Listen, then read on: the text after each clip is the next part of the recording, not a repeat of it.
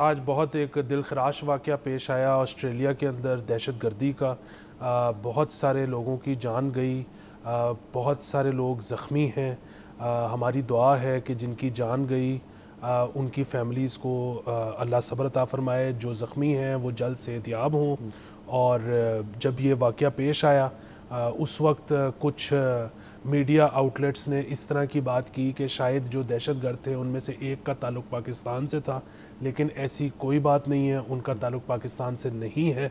और हम जो है इस प्रोग्राम की तवस्सुत से, एक पाकिस्तानी होने की तवस्सुत से, एक दुनिया के शहरी होने की तवस्सुत से, जब भी कहीं भी किसी भी किस्म की कोई दहशतगर्दी का वाक़या होगा उसकी पुरज़ोर मज़म्मत करेंगे। हम मज़म्मत करते हैं सर। बाकी जो आपने ज़िक्र किया उस चीज़ का कि किसी किस्म के वो कह रहे थे कि पाकिस्तानी थे, वो उस चीज़ की बाकायदा तौर पे हम तरदीद करते हैं कि ये बयान जो है ये गलत है।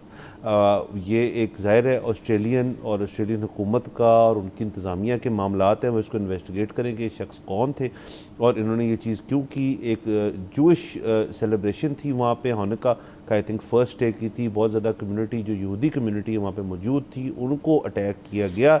इसके अंदर से किसी किस्म के मजहबी नसर निकल सामने आते हैं, ज़ाहिर है जो हमने इनिशियल रिपोर्ट्स पढ़ी हैं, लेकिन वो चीज़ अपनी जगह हो भी, जैसे आपने कहा कि इस किस्म की दहशतगर्द मामलात जो हैं उनकी हम भरपूर मज़म्मत करते हैं और हमेशा करेंगे। बाकी इसके अंदर एक चीज़ हाईलाइट करना बहुत ज़रूरी है कि जो दो अटैकर्स थे उनमें से एक को एक ऑस्ट्रेलियन नेशनल ने खुद अपनी बहादुरी का मुजाहरा करते हुए जाके उनको डिसार्म किया, उससे उसका असला छीना और उसके बाद उस बंदे को उसने खुद मारा नहीं, वो उसने लॉ इन्फोर्समेंट के ऊपर छोड़ा, क्योंकि वो शख्स फिर अपने साथी को ज्वाइन करके कुछ करने लगा था। इस किस्म का वीडियो उससे साबित होती है।